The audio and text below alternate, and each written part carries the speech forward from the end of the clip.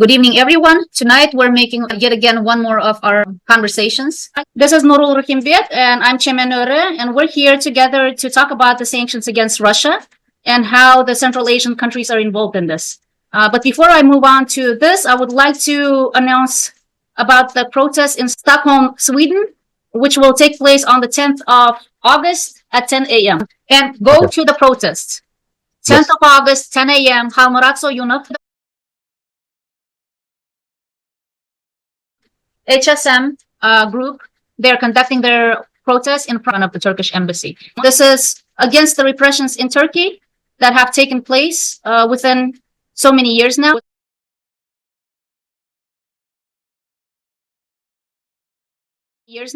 And this time it was Mirdan Muhammedov who was abducted, and Khalmurat Soyunov is the group leader of that movement. He will be conducting these protests on August 10 at 10 a.m. in Stockholm, Sweden. I would like to invite everyone who can attend and support them in these protests.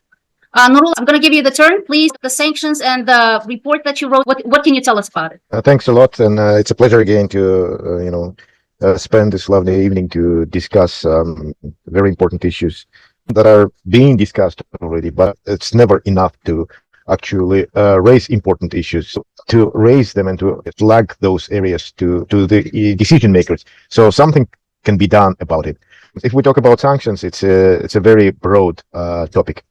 Sanctions existed for long ago, and it's imposed on one country's imposed sanctions on the other for certain act or bad act that is made internationally. Like for example, sanctions had practice since the Cold War. When the Soviets have made some strange moves, sanctions were imposed, and people didn't even come to Olympic Games. If we talk about Olympic Games, if we remember Olympic Games now. Right now, we are looking at sanctions imposed on Russia and Belarus for actually disturbing the peace and invading countries. And the main focus right now is Ukraine. So our study is conducted for several years in a row. This March, we have published a second report, which monitors and analyzes of how sanctions are evaded by Russia with the help of the Central Asian countries. But that doesn't only limit us to Central Asia. We talk about cases in Turkey. We talk about cases in China. We talk about cases even in the West, who are participating in the sanctions evasion schemes. So we don't have favorites here. We're a neutral body that actually looks on things with a neutral eye, with understanding of the geopolitical conditions and rules of the game. So if we talk about sanctions, we first of all divide them into two main categories. First category is the personal sanctions, and the second category is the sectoral sanctions. Sectoral sanctions meaning imposed on certain sectors of economy or certain companies, organizations that are running different sectors of economy. Most important sectors of the economy is those in this situation with Ukraine and Russia, who is invading Ukraine, is actually those which are supplying military machine in Russia. This process is going on and on since the war started, and even before 2022. In 2014, it was the first sanctions that was imposed by Europe and the United States on Russia for what they call isolating Crimea, conducting fake referendum in Crimea and taking it away from Ukraine. So those sanctions were directed on the main companies in Russia, main important figures in Russia who were behind all these processes. So the idea of sanctions is to actually make it hard for the government in Russia to continue supplying their war machine with raw materials, the ones that they use to produce missile weapons, munitions, ammo, whatever is related to the war.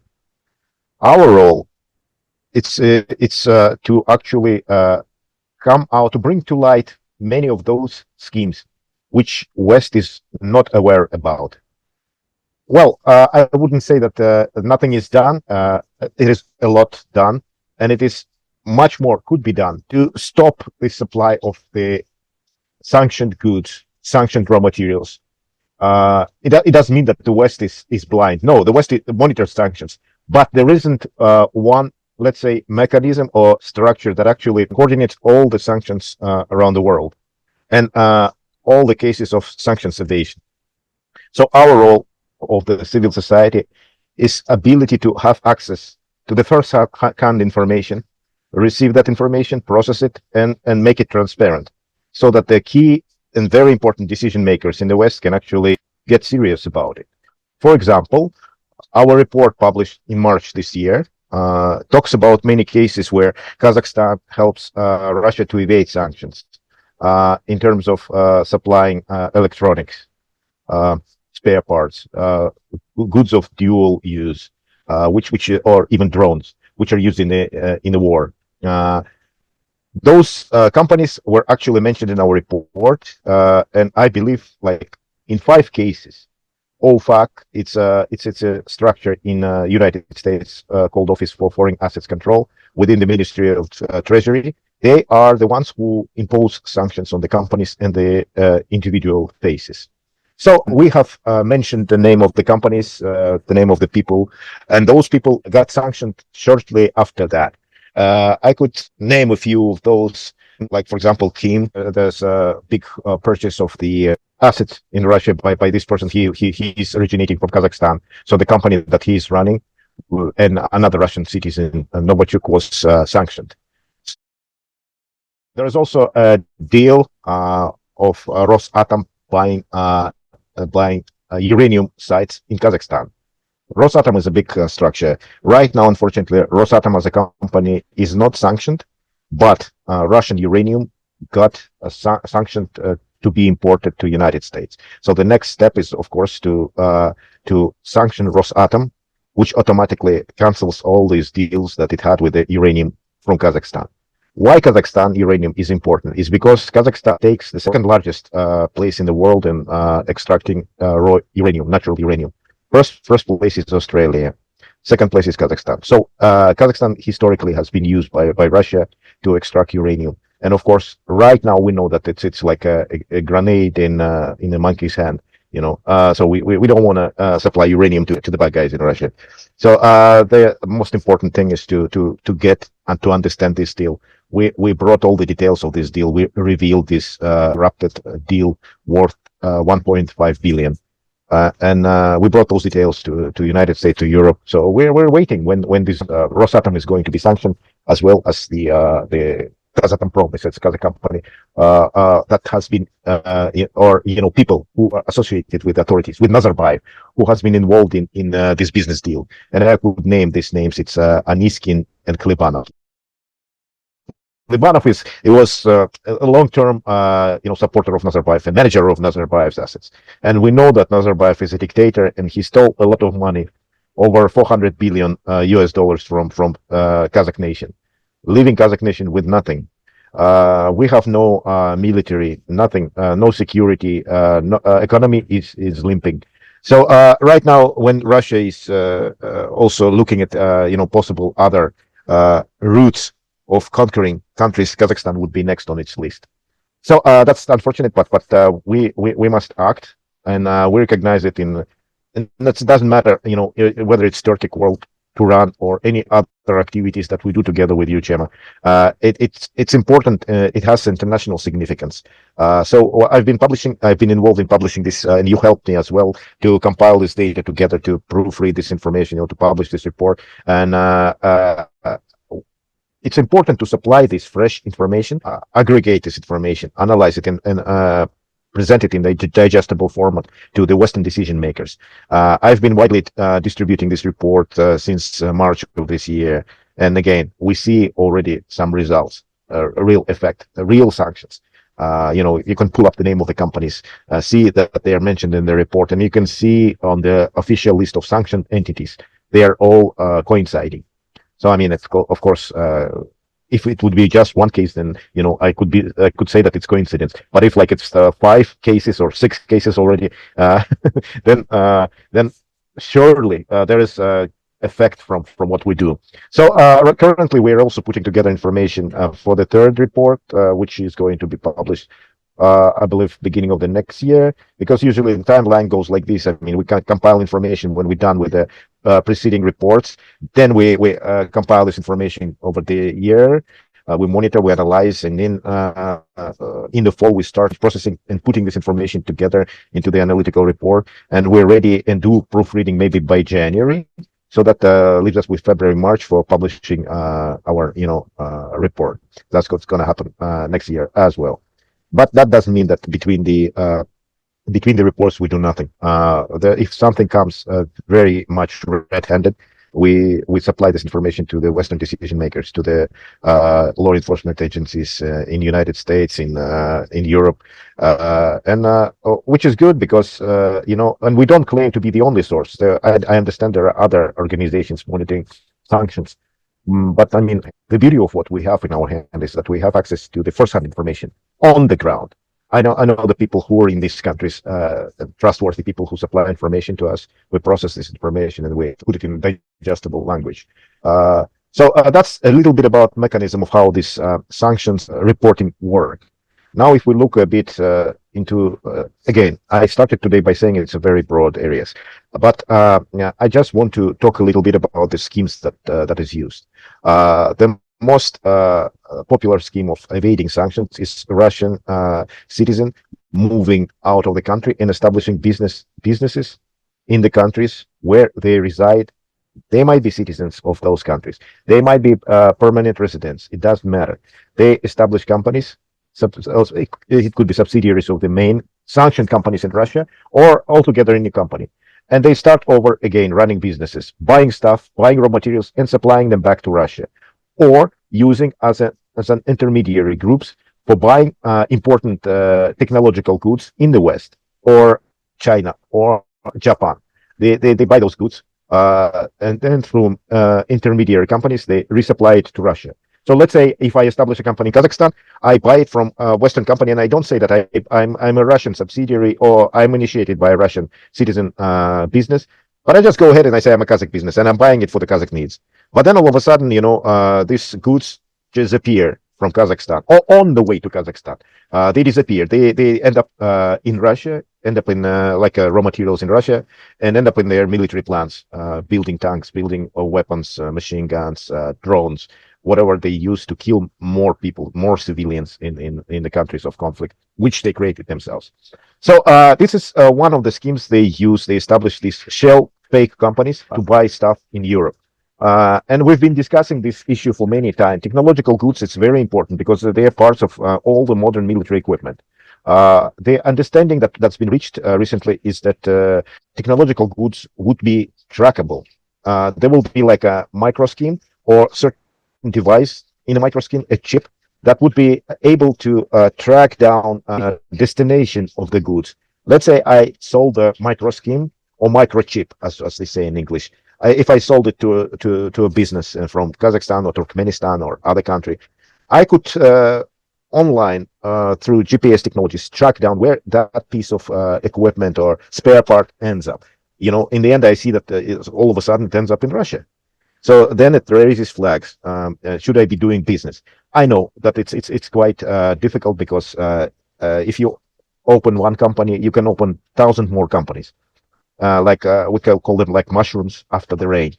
But anyway, if you have a precedent of sanctioning one company or sanctioning one route, you would be working with the governments, and more governments and the coalition would be cautious and would be watching, all these attempts of register new companies. So they try to block in their legislation all these attempts to register new companies using this particular route. So we're creating the precedents also, legal precedents. And I like that a lot of people get persecuted. They get persecuted for evading sanctions. Not all the time politically, it ends up at the geopolitical arena. It ends up in the serious persecution, but at least these people getting noticed. It is flagged, and of course, it's up to the West what to do with these people. I'm just trying to hint that recently there was a swap of spies, Russian, convicts, and it was they exchanged it for the American, residents with Russia, as well as some Russian Democrats, so-called Democrats, as it appears to be. But the point I want to make is that one of the guy who was released by United States, was actually caught and imprisoned for helping Russia to evade sanctions. So we're also in that way we're giving West or the United States, and we're giving like aces in their hand, that they can use as they like. But anyway, I mean, this guy got prosecuted, but this is just funny. This is hilarious that this kind of stuff is happening. But anyway, I'm just trying to say that we're not that organization that would just inform people about and be shocked about the situation with sanction evasion. We're actually trying to bring it to the attention of the decision makers. In a way, not to leave the situation without action, without prosecution of those who are involved. Some may say it's not the role of civil society. I would agree and I would disagree, because civil society, it is the civil society that should be concerned first about the peace. That's the ultimate goal of what we're doing. We want to reach peace. We want to stop war. And this is our contribution to sort of stopping the war. And as I said, we're working now on getting more information. And I'm actually liking the situation both in United States and Europe. Because in Europe, there was a situation where they tried to harmonize local legislation so that they can prosecute those people that help Russia to evade sanctions. They did it, and eventually, and finally, we see that more and more cases appearing of the people who end up behind the bars for helping Russia to evade sanctions. I mean, again, the scale, if we talk about geographically, if we take a look at geography of sanctions evasion, it's mainly those countries that was with Russia in Soviet Union. It is Kazakhstan, it is Kyrgyzstan, it is Turkmenistan, it is Tajikistan, it is Uzbekistan, China. China was not part, but it was always close, and it is also used right now for the cheap products. And it is used also as like three-stage scheme. It's like, for example, China would do business with Kazakhstan, and Kazakhstan do business with the West, and then resupply stuff to Russia. Of course, we're trying to also work seriously with governments of those countries, but they have a lot of leverage from the Kremlin that tries to, push around seasonal workers that come from these countries, from Uzbekistan, from Kyrgyzstan. They come to work in Russia, and they are held hostages. If not worst case scenario, they sent to war for to die for no good reason. Actually, there's a tendency of a reduction of these flows of labor migrants to Russia. I see it's reducing, it's dropping with every time. But anyway, this is a leverage that Russia is using against those countries, so that the countries are not free in their decision. That is why they help Russia. They continue helping Russia. They're linked economically, and at the same time, there is this mental slavery, like Bob Marley used to sing, "Emancipate yourself from mental slavery." These countries, they are not, they are not free in their mind. Everything Kazakhstan has to live independently, to proclaim true independence, to tell Russia to go mind their own business. And I don't say that we should be like attacking Russians. We will work only on equals. There's no this kind of treatment of slaves like it was in Soviet times. Not anymore Soviet times, not anymore USSR. And countries that I mentioned, Turkmenistan, Kazakhstan, Uzbekistan, they're all prosperous countries. They have a lot of raw materials, a lot of manpower. It is just a matter of freeing your mind, attracting investment, working with everyone who only wishes to invest and to make profits, and not to play political games. So that's where we should stop. As I mentioned, those countries, I think there is a need to actually seriously increase attention to how the sanctions are evaded.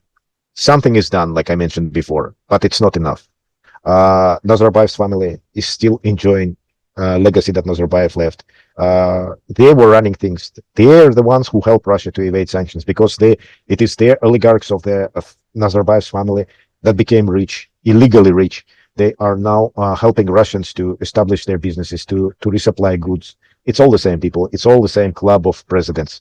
So there should be personal sanctions as well. Nazarbayev's family, on all the bad deals that he does. He's still doing. So he's one of the biggest contributor to the war in Ukraine, Nazarbayev and his family. And that's for Kazakhstan. I believe for same situation is for Kyrgyzstan Turkmenistan, and many of these Turkic countries that we try to promote. So I mean, our idea is actually to build capacity of those countries and ability to think independent. First it comes with education. So our fair goal is to educate as much as possible people, empower them with legal tools, with analytical information, train people how to think analytically, compare stuff, supply information that otherwise wouldn't have been supplied to them because there are blockades, informational blockades from Russia. So we want to show the world to them and explain how it works. That way, we will all become competitive, and we will be able to make. We'll be owners of our fate. We'll be able to make adequate decisions for our families, and we'll have ability to build the countries. And there is so much great potential, historically, culturally, touristically. It can be developed in all those countries. Unfortunately, right now they're being used not to their own advantage. And the leaders of the country don't realize that. They realize that, but they don't care. I would say they don't care about the prosperity of the country. They only care about their personal gain. Needless to mention, again, in Nazarbayev, it's all the same. It's a dynasty like in Turkmenistan, dynasty of the authorities that pass it from hand to hand, without any democratic processes, without any people say. That is why they're so free to violate human rights. They can put people in prison. They can beat people. They can assassinate people, kill people on the streets, in prisons, torture people. So much bad stuff is going on, and I mean, it's just needless to say. We can talk forever about this topic, but sanctions is our today's issue. But there's so much concerns, and I would just encourage that we continue this series of discussions, and we pick on maybe human rights as one thing we can discuss next time. Then probably geopolitics another time. Economical stuff. Also, I have some knowledge of how economics works because politics doesn't go alone. Economics and politics works together, hand in hand. So yeah, that's basically what I can tell about sanctions right now at this moment. And I will be continuing, and maybe those who are interested, I would kindly ask to send me to leave your contacts in this channel. Send me information on fresh cases of sanctions evasion, which will be examined by our lawyers. And of course, we don't just finger pointing after we find out some cases. We verify it carefully. We verify various sources, and only then we publish those cases. And we're responsible for what we're publishing, and we're ready to face anything who wants to challenge us back. But I mean, this is real concern. This is happening, and we'll be continuing doing that.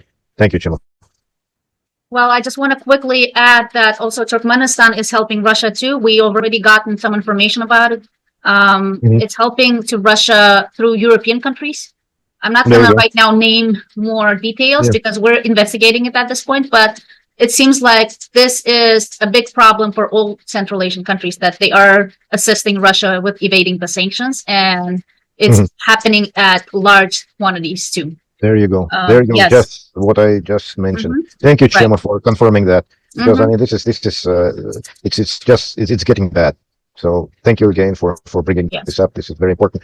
We're investigating what's going on. Thank you too, Nurul, and I hope we will continue on these. And if there are any, just like you said, anyone has any information on more people, individuals, organizations, or institutions, please contact us, because this will be actually very helpful, and we could credit you, or we could stay anonymous also. It's up to you. Exactly. Thank you very much for saying so, because I mean, it's people's decision if they want to be accredited or not, but we're ready to do that. And you'll have a chance yourself to have influence on stopping this criminal activity of Russia, to stop the war. Wouldn't you want to do that? I think you would. So anyway, thank you very much. And thank you, Nurul. So we will continue on this. Please contribute and go to the protest.